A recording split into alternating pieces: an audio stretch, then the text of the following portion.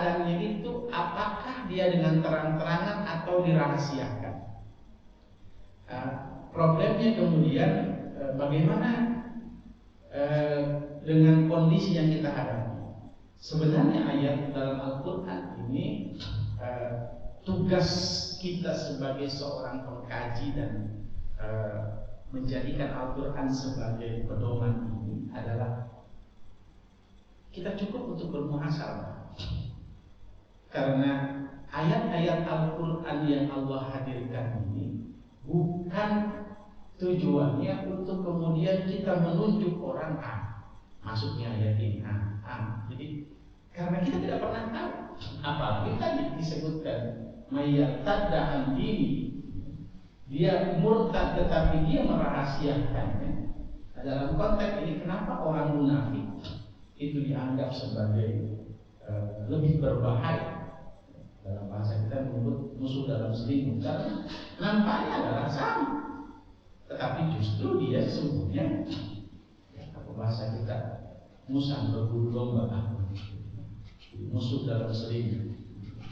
Bahkan dalam sejarahnya orang munafik itu tidak jarang kemudian masuk masjid paling duluan. Jangan sampai kemudian ada karena keduluan sedikit saudara kita dia itu menyembunyikan dari mananya. Pasti jangan kita menuduh, karena kemunafikan itu atau kemusyrikan yang disembunyikan ini tidak mudah kita untuk menuduh kepada orang. Mari kita kemudian melihat Allah menjanjikan tidak terjatuh dengan bahasa lain, tidak usah takut. Karena dalam ayat ini kita diingatkan oleh Allah, kalau ada kelompok yang seperti itu, apalagi hanya karena kebutuhan, hanya karena keinginan, hanya kepentingan duniawi sesaat ini, maka bagi Allah mudah mendatangkan satu kaum yang memiliki 4 karakter. Pertama, yuhibbuhum wa yuhibbun. Allah mencintai mereka dan mereka mencintai Allah.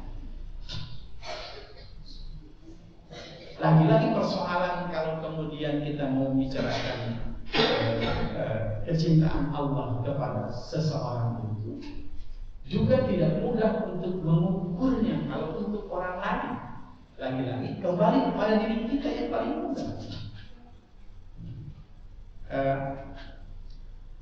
Dalam bahasa agama disebut dengan istidraj. Apa itu? Allah ngasih kenikmatan, tetapi sesungguhnya itu adalah karena Allah sudah tidak mau lagi. Jangan berpikir kalau kita baru berdoa 1 kali langsung dikabul, wah kita merasa hebat. Jangan. Kita tanya dulu, sudahkah kita pantas? Atau jangan-jangan Allah nggak mau lagi dengan kita minta? Atau kalau kita berpikir ini orang kelakuannya kayak gini tapi mudah sekali di sini, bisa jadi. Jadi saya ingat bagaimana kemudian kemahaadilan Allah, kemaharahmannya Allah, maha pengasihnya Allah itu tidak ada kebaikan yang tidak dibalas oleh Allah, dengan atau tanpa dia beriman. Saya lupa apa pernah sampaikan di sini, atau kalau ini sekedar mengingatkan. Saya ingat teman mengatakan, Ustaz mengatakan, kalau kebaikan apa diulang. Ada dalam hadis qudsi tentang 2 raja, mungkin sudah pernah saya sampaikan. Satu raja kafir, satu raja mukmin. Raja kafir ini ditimpa penyakit. Setelah diperiksa oleh tabib, dikatakan bahwa obatnya adalah sejenis ikan yang ada di lautan. Ketika sang raja kafir ditimpa penyakit itu, ikan itu biasanya sudah ada di lautan terdalam. Tetapi sang raja tetap mengutus prajurit. Di saat yang sama Allah perintahkan malaikat itu menggiring ikan itu naik ke permukaan, sehingga mudah didapat, dibawa pulang, dikonsumsi, lambat laun kemudian sakitnya sembuh. Tidak lama berselang raja mukmin ditimpa penyakit yang sama, otomatis diagnosa yang sama, obatnya sama. Ketika raja mukmin tidak penyakit tersebut, ikan ini biasanya sedang ada di permukaan, logikanya mudah.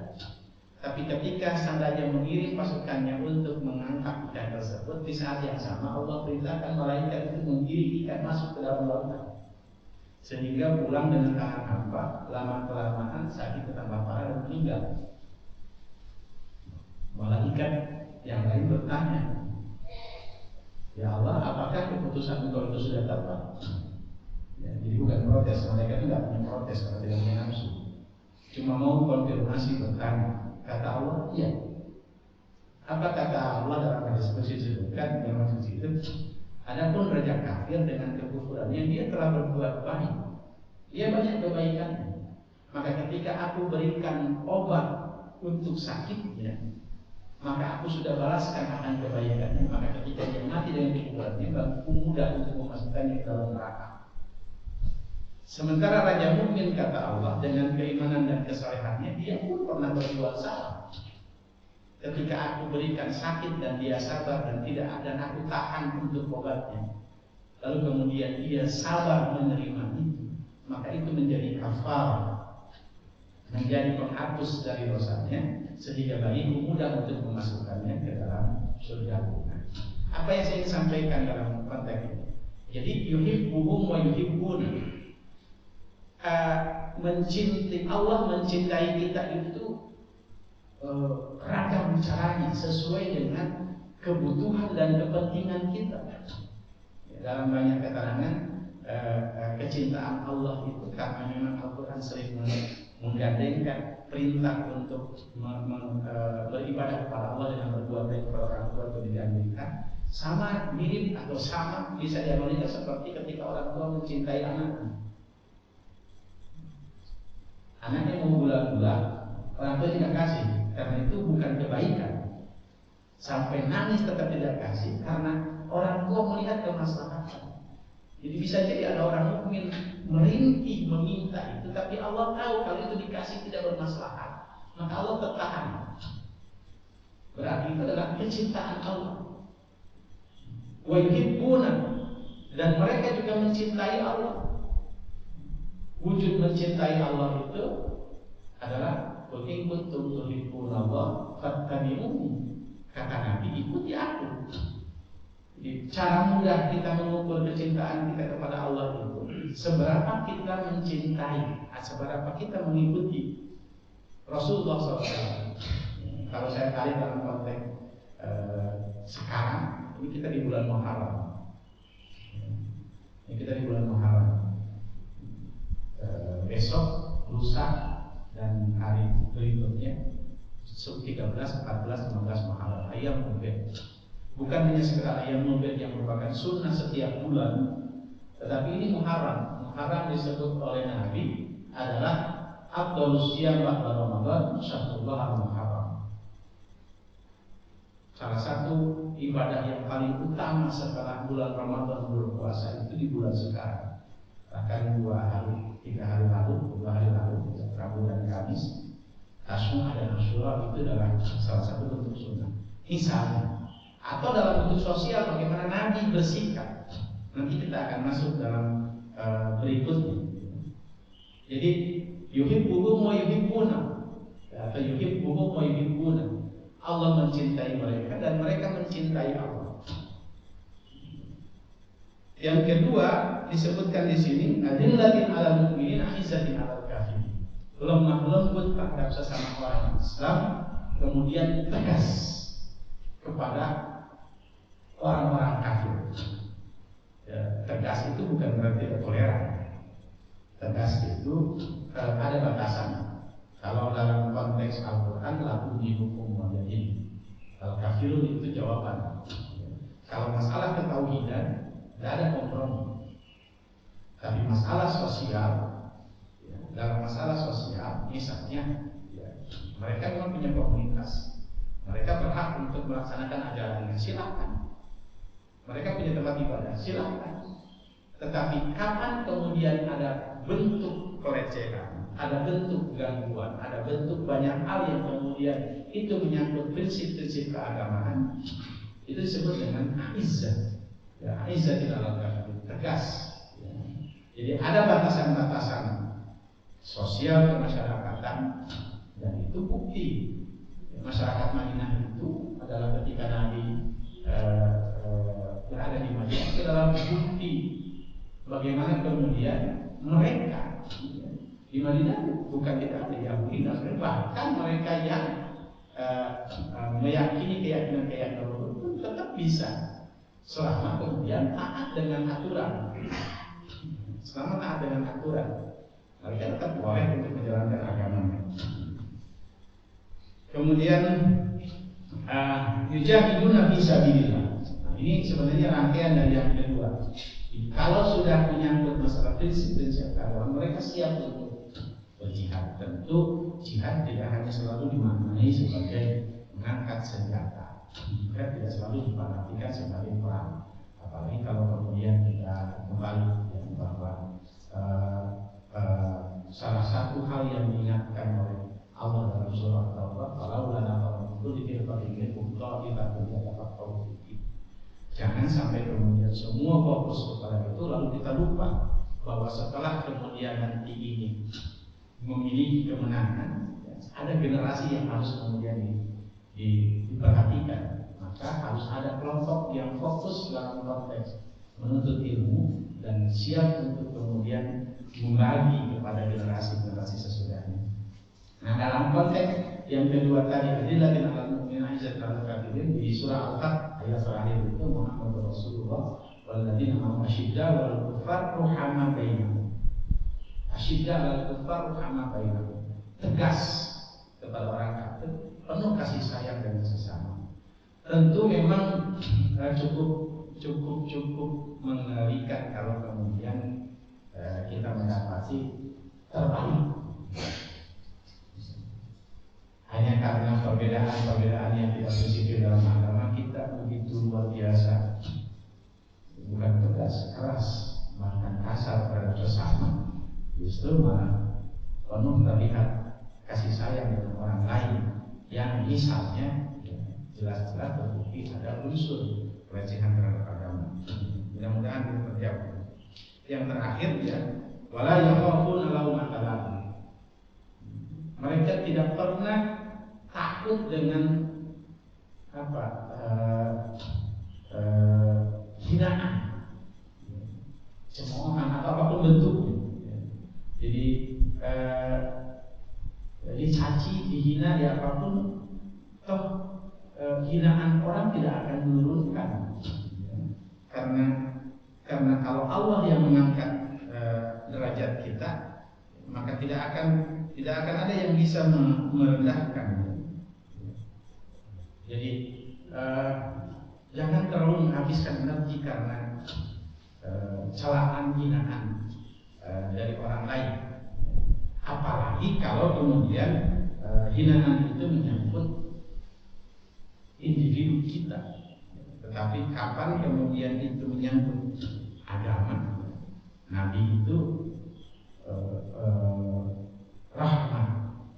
Tetapi kalau agama yang diinjak-injak, Nabi itu ya tadi izzatin 'alal kafirin.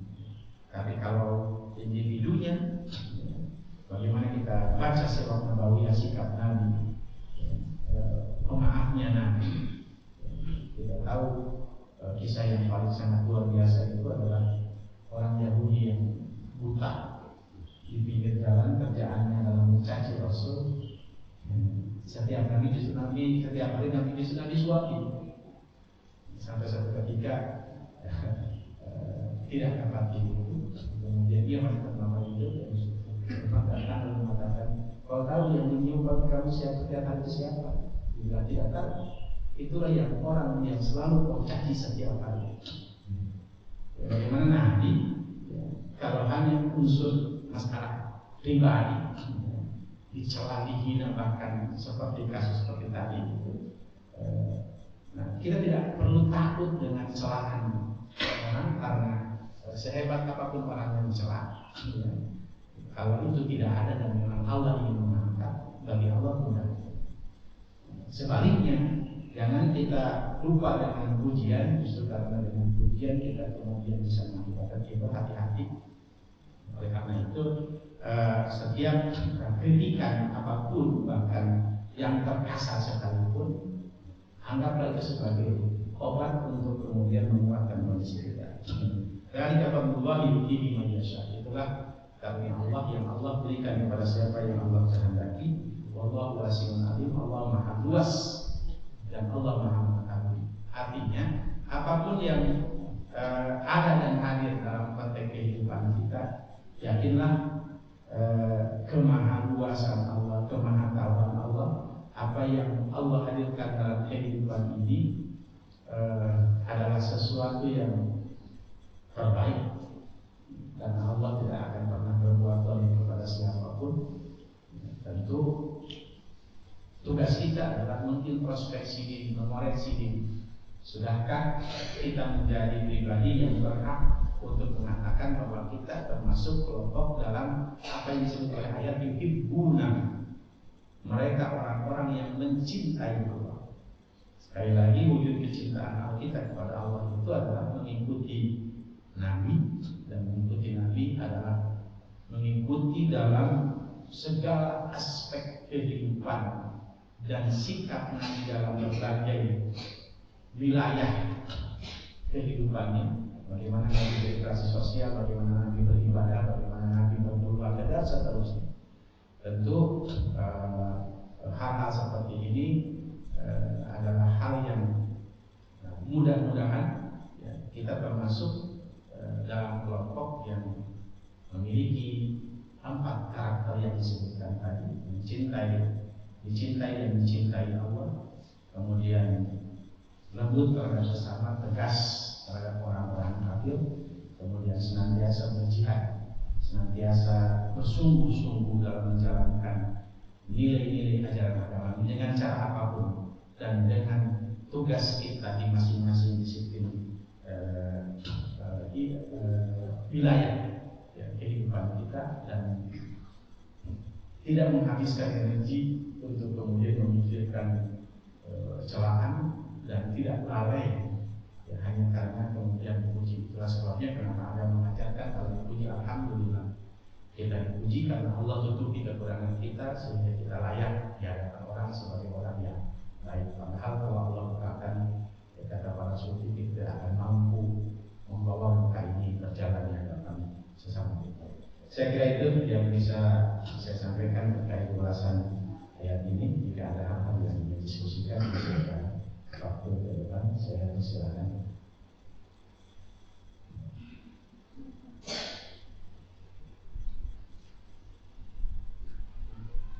Ya, silakan. Assalamualaikum warahmatullahi wabarakatuh. Ustaz, yang ingin sedikit tanya tadi dari apa istilah murtad yang berpindah keyakinan atas sebuah dari satu keyakinan. Kaitannya dengan syirik ini, artinya seperti apa ini? Logik. Karena ada kita kadang orang tua yang lama-lama ini kan mempunyai satu keyakinan akan satu kalau mungkin ajaran apa yang diyakini bahwasanya itu tetap bersumber pada Al-Quran, sehingga dia mengatakan saya tidak melakukan suatu kesyirikan. Saya tetap meminta pada Allah, tapi melalui perantara seperti itu. Nah, ini konteksnya antara syirik yang seperti ini dengan murtad ini seperti apa? Kalau mungkin sudah terang-terang kan keluarnya bahwasanya dia sudah berpindah seperti itu. Kalau yang ini kan orang tua kita yang kita kadang katakan tidak bisa seperti itu syirik kan tentu saja mengatakan keluar juga dari agama. Tapi dia mengatakan saya tidak keluar, saya tidak syirik, saya tidak ini. Apakah yang seperti ini masih bisa dikatakan sebagai muslim dan bisa melakukan sahabat di satu waktu ini di kemudian hari, ataukah dia sudah tergolong sebenarnya secara langsung sudah keluar, sudah murtad seperti itu tadi? Ya, kasih luar biasa. Ya, apa bedanya murtad dengan syirik? Murtad itu keluar. Jadi tadi saya sudah sebutkan murtad itu sudah tidak lagi berislam. Artinya memang meninggalkan. Termasuk tadi dalam konteks ini,